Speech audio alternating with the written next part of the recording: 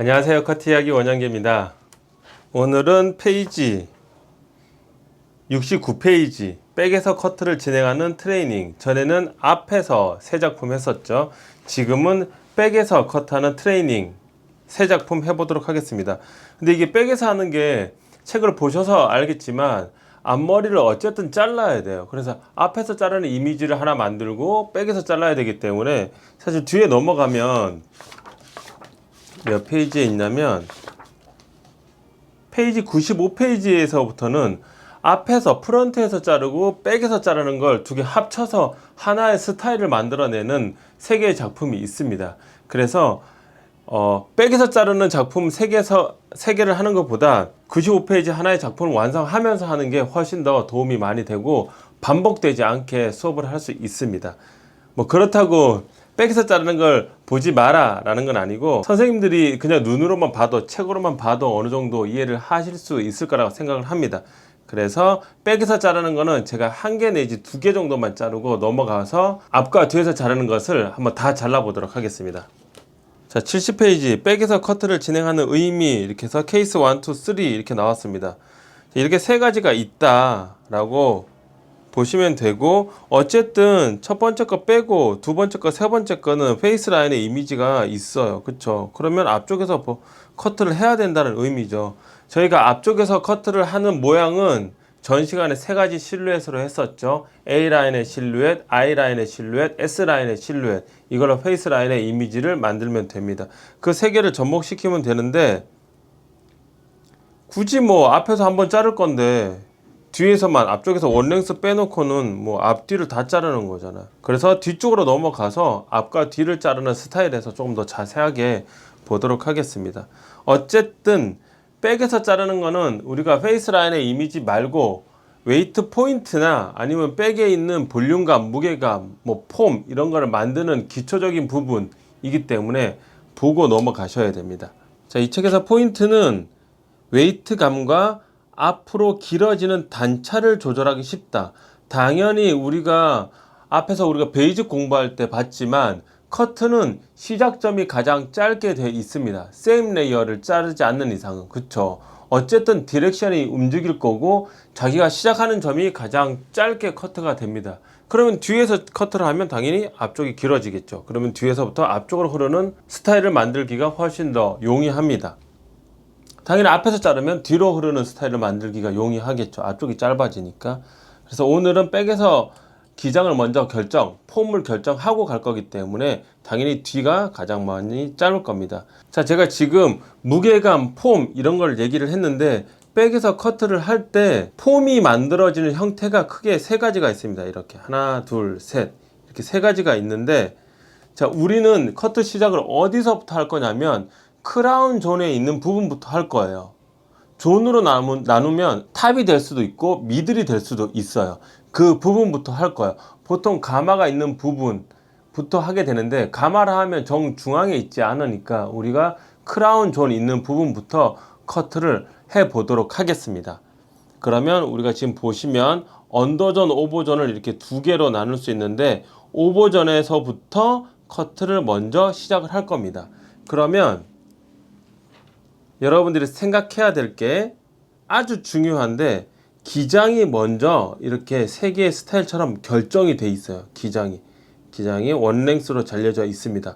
이런 기장을 가지고 오버존부터 커트를 하는 거예요. 오버존부터 커트를 하는데 두 개의 존을 나눌 건데, 오버존을 그라로 할 건지 세임으로 할 건지 레이어로 할 것인지에 따라서 언더존의 무게감의 형태는 결정이 미리 돼 있습니다.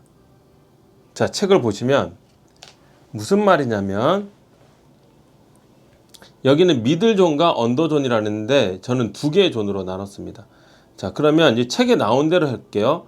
분홍색이 미들존이고 파란색이 언더존입니다. 자, 그러면 미들존에 있는 패널을 가지고 세임을 자르면 언더존은 세임으로 만들어집니다.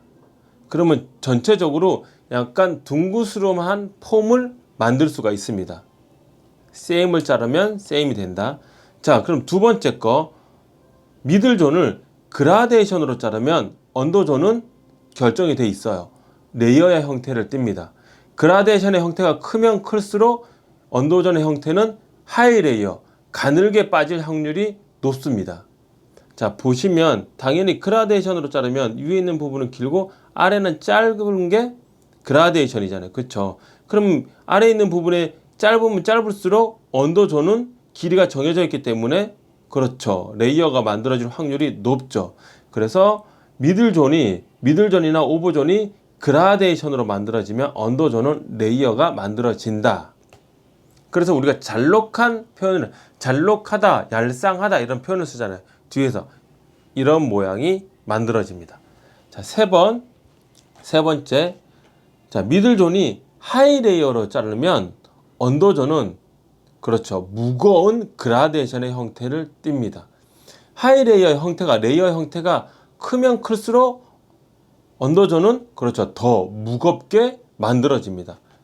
자, 보시면 이해가 되겠죠. 위에가 짧고 아래가 긴 형태가 레이어인데 당연히 아래가 길면 길수록 밑에 있는 기장은 결정되어 있기 때문에 당연히 그렇죠. 무거운 그라데이션이 만들어집니다. 그래서 백센터에서 자를 때 첫 번째 섹션의 길이가 아주 중요해요. 길이를 어떻게 잡냐에 따라서 남아있는 형태의 길이에 따라서 레이어가 만들어질지 그라데이션이 만들어질지가 결정이 됩니다. 그래서 첫 섹션의 길이를 어떻게 자를 것인가를 선생님들이 잘 결정을 하셔야 돼요. 제가 말했던 그 예시가 여기에 나와 있습니다. 자, 미들 섹션의 커팅을 어디에서 할 것인지, C에서 할 것인지, B에서 할 것인지, A에서 할 것인지, 그라데이션으로 할 것인지, 세임으로 할 것인지, 레이어로 할 것인지에 따라서 언더 섹션의 폼이 결정이 된다 라고 생각하시고 접근하시면 될 것 같습니다. 72페이지 실제 디자인으로 보는 미들 섹션과 언더 섹션의 관계를 보자고 나왔습니다. 저희가 세 가지 패턴 여기서 확인했죠. 그 패턴을 가발로 한번 잘라보는 거예요. 자, 첫 번째 거 보면 미들 섹션이 그라데이션이랍니다. 미들 섹션이 그라데이션이면 언더 섹션은 레이어라고 그랬죠. 자, 미들 섹션이 그라데이션이고 기장이 결정되어 있기 때문에 그렇죠. 언더 섹션은 레이어가 되어 있습니다. 그럼 어떻게? 우리가 아까 잘록하다는 그랬죠. 이렇게 잘록한 이 부분에 이렇게 잘록한 쏙 들어가 있는 부분이 나타나게 되어 있습니다. 이렇게. 자, 확인되셨죠? 자, 그러면 두 번째 거 미들 섹션이 레이어였을 때 언더 섹션은 자, 미들 섹션이 레이어였을 때 언더 섹션은 그라데이션으로 된다. 미들 섹션이 레이어였을 때 언더 섹션은 그라데이션으로 만들어진다. 그러면 우리가 소위 말하는 익스터널은 무게감 있고 인터널은 가벼운 스타일이 만들어진다 라고 나와 있습니다. 자, 그러면 세 번째 거 하이레이어, 미들 섹션이 하이레이어. 그러면 언더 섹션은 길면 하이레이어로 들면 들수록 밑에 있는 부분은 자를 게 없죠. 그럼 거의 원랭스 마찬가지. 익스터널은 무거운데 인터널은 층이 나 있는 스타일, I 실루엣이 만들어지죠. 그럼 얘랑 다를 게 뭐가 있냐? 얘는 자연스러운 둥근 모양, 얘는 자연스럽게 둥글지 않고 플랫하면서 무거운 스타일이라고 보시면 될 것 같습니다. 말을 잘 만들어야 돼. 자, 되셨죠, 여러분들? 자, 74페이지. 슬라이스의 전개에 대해서 슬라이스 취하는 방법으로 형태의 느낌을 조정한다. 무슨 말이냐면, 자, 백에서 커트를 한다 그래도 우리가 백만 할 수는 없잖아요. 그렇죠? 백에서부터 어디로 진행한다? 프론트로 진행을 한다. 그러면 앞으로 넘어오다 보면 여기 있는 부분을 만나게 돼요. 여기 있는 부분이 뭐냐면 앞쪽도 아니고 뒤쪽도 아닌 그런 부분을 만나게 됩니다. 그렇죠? 우리가 앞과 뒤를 나누는 건 메스토이드 프로세스 아니면 이어 백 포인트로 앞과 뒤를 나누잖아요. 그렇죠? 그 부분에 존이 나타나게 돼요. 이 존을 어떻게 컨트롤 할 것인가에 대해서 얘기를 하는 겁니다. 자, 여기 분홍색으로 나눠져 있는 부분, 여기를 어떤 슬라이스로 자를 것인가.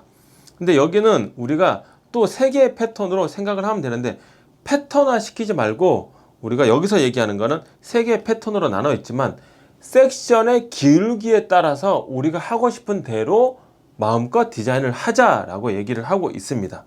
여기에 보시면 백에서 커트를 시작하는 경우 슬라이스는 항상 같은 방법으로 취하는 것이 아니라 만들고 싶은 형태에 맞춰서 유연하게 조작하는 것이 중요하다.